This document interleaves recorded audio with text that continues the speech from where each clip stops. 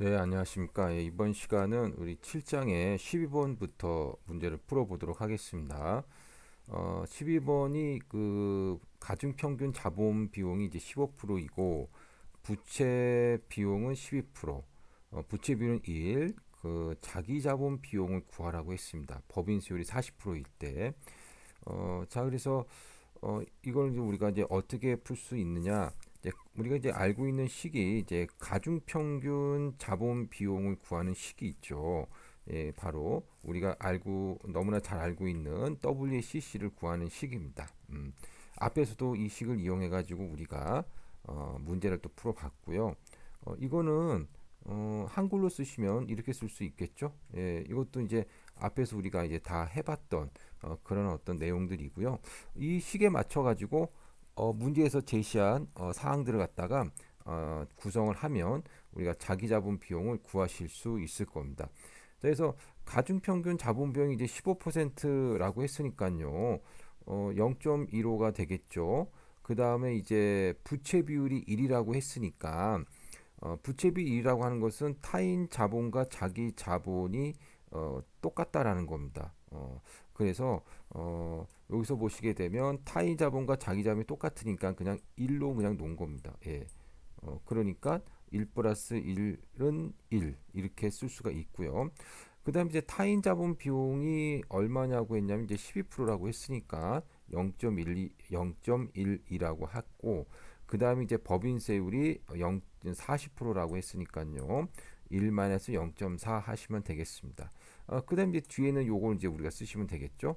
예, 그래서 요걸 한번 써보면 플러스 1 플러스 1분의 1 곱하기 자기 자본 비용은 얼마죠? 예, 자기 자본 비용을 모르니까 자기 자본 비용을 이제 구하라고 한 겁니다.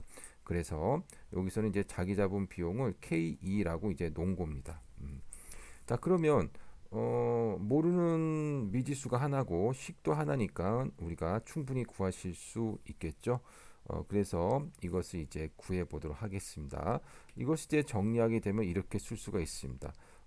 1 플러스 1분의 1은 2분의 1이니까 0.5가 되겠고요. 곱하기 0.12, 1 빼기 0.4는 0.6이겠죠. 플러스 0.5 곱하기 K2. 그 다음에 요거 이제 계산하면 됩니다. 0.5 곱하기 0.12 곱하기 0.6을 계산하니까 0.036이 되고 플러스 0.5 곱하기 K2 그런 다음에 이 0.5가 0.036이 이제 넘어가시면 됩니다. 넘어갑니다. 이렇게 넘어가서 이제 계산을 하게 되면 0.114가 나오게 되고요.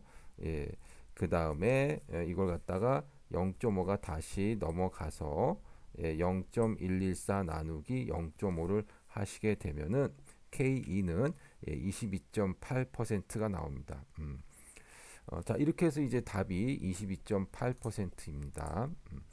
자, 그 다음에 이제 13번 문제를 한번 풀어보도록 하겠습니다. 어, 서울 주식회사가 현재 부채를 사용하지 않고 있다고 하네요. 예. 음, 그러니까 이제 부채가 없는 기업이죠. 예. 자기 자본만으로 이제 조달한 기업입니다. 음. 그리고 이제 자기 자본 가치가 20억이라고 하고 그런데 이 회사가 10억 원의 부채를 발행했다라는 겁니다. 10억 원의 부채를. 음. 자, 그러면 부채를 갖다 다시 이제 조달했네요. 그럼 이 회사 가치는 어떻게 되겠느냐라는 겁니다. 자, 그래서 이것을 우리가 알기 위해서는요, 먼저 우리가 앞에서 배웠던 이 그래프를 한번 볼 필요가 있겠습니다. 기업 가치라고 하는 것은요, 부채 비율이 커질수록 커지게 됩니다. 즉, 물론 이제 부채를 조달하지 않았을 경우, 즉 부채가 없는 기업, 부채가 없는 기업을 우리는 이제 U라는 기업의 가치라고 할 수가 있겠죠. 예. 그래서 U라는 기업, 부채가 없는 기업의 가치는 부채 비율과 상관없죠. 왜냐하면 부채를 조달하지 않았으니까 기업 가치는 그대로지만 만약에 부채를 조달한 기업, 즉 부채 기업은 VL이라고 우리가 표시하죠. 예. 부채 비율이 커질수록 계속해서 그 기업의 가치가 커진다는 것을 알 수가 있겠습니다. 그럼 왜 커지느냐? 바로 이자, 세금, 방패, 현가만큼 커진다라는 겁니다. 그래서 부채를 우리가 조달함으로 인해서 세금을 갖다가 줄일 수가 있기 때문에 그거만큼 기업 가치가 커진다라고 볼 수가 있겠죠. 그래서 이것을 갖다가 이제 우리가 식을 쓰게 되면요, 이렇게 쓸 수가 있습니다. 이거 갖다 이제 우리가 한글로 쓰게 되면 부채가 있는 기업의 가치 VL은 부채가 없는 기업의 가치 VU에다가 플러스 예, 법인세 감세 효과 현가. 법인세 감세 효과 현가는 바로 T 곱하기 D입니다. 그래서 법인세율 곱하기 부채 금액인 거죠. 그래서 이 식을 우리가 또 수업 중에 다 배웠던 겁니다. 그래서 이 식에다가 넣어가지고 우리가 이제 구하시면 되는데 일단 먼저 VU를 갖다가 한번 구해 볼게요. 여러분 VU라고 하는 것은요, 그 자기 자본만 있는 기업이잖아요. 부채가 없어요. 그냥 자기 자본의 가치와 그 다음에 부채가 없는 기업의 가치는 똑같습니다. 자기 자본만 있기 때문에. 어, 그래서 자기 자본의 그 가치를 우리는 EU라고 하고요. 이것이 얼마라고 되어 있습니까? 문제에서 20억이라고 되어 있습니다. 그래서 20억입니다. 자, 그렇다면 이제 VL을 구할 수 있겠죠. VL은 얼마입니까?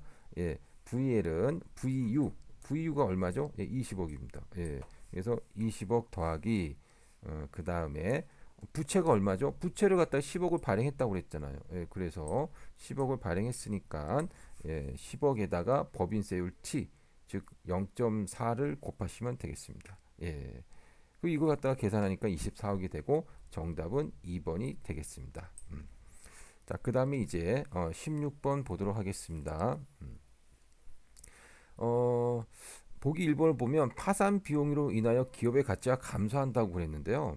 일단 이 그래프를 한번 볼게요. 우리가 이제 파산 비용과 관련된 그래프인데요. 그 파산 그 뭐냐 부채가 이제 증가함으로 인해 가지고요. 결국은 파산 비용으로 인해서 부채를 조달한 기업의 가치는 파산 비용만큼 이렇게 감소하고 있다는 걸 알 수가 있습니다. 그렇죠. 예. 그래서 1번이 맞느냐? 그러니까 반만 맞는 거죠.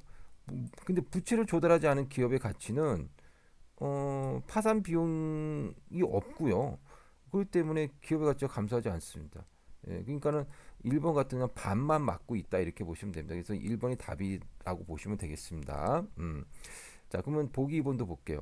파산 비용의 정확한 측정은 아주 어려운 일이기 때문에 최적 부채 수준 결정하는 정확한 수준 맞습니다. 예. 그래서 최적 부채 수준이 여기쯤인데 여기 얼마냐라고 한다면 뭐 정확한 값은 우리가 알 수가 없습니다. 자, 그럼 3번 볼게요. 3번은 이 그래프를 좀 봐야 되겠습니다.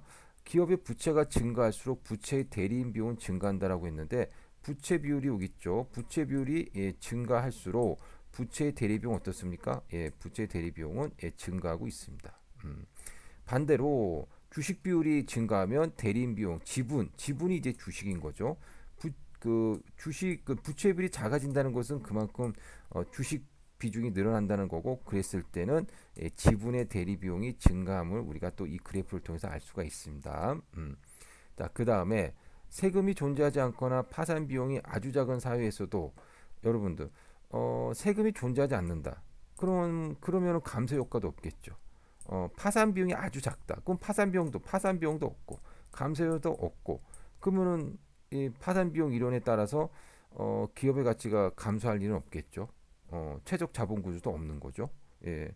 하지만 그렇다 하더라도 결국 대리 비용이 있다라는 겁니다. 예. 대리 비용이 있기 때문에 결국은 최적 자본 구조가 존재한다. 최적 자본 구조는 어디냐? 우리가 총 대리 비용이 이렇게 있으면 그 중에서 이제 가장 작은 곳 지금 그림에서 보면 여기가 바로 최적 자본 구조가 되겠죠. 자, 그 다음에 최적 자본 구조는 이론적으로 부채 사용으로 인한 한계 이익과 한계 비용이 같아지는 점에서 이루어진다라고 했는데 여러분들 경제학 시간에 이거 배우셨을 겁니다. 뭘 배웠냐면 한계 수익과 그 다음에 한계 비용이 같아지는 점에서 기업의 이윤이 극대화된다. 예. 그래서 이걸 배웠기 때문에 우리가 쉽게 이해하실 수 있을 겁니다. 그래서 한계 이익과 한계 비용이 같아지는 점이 바로 최적 자본 구조라고 보시면 되겠죠. 예. 자, 이렇게 해서 우리가 7장의 문제들을 다 풀어봤습니다. 예, 여러분 수고하셨습니다.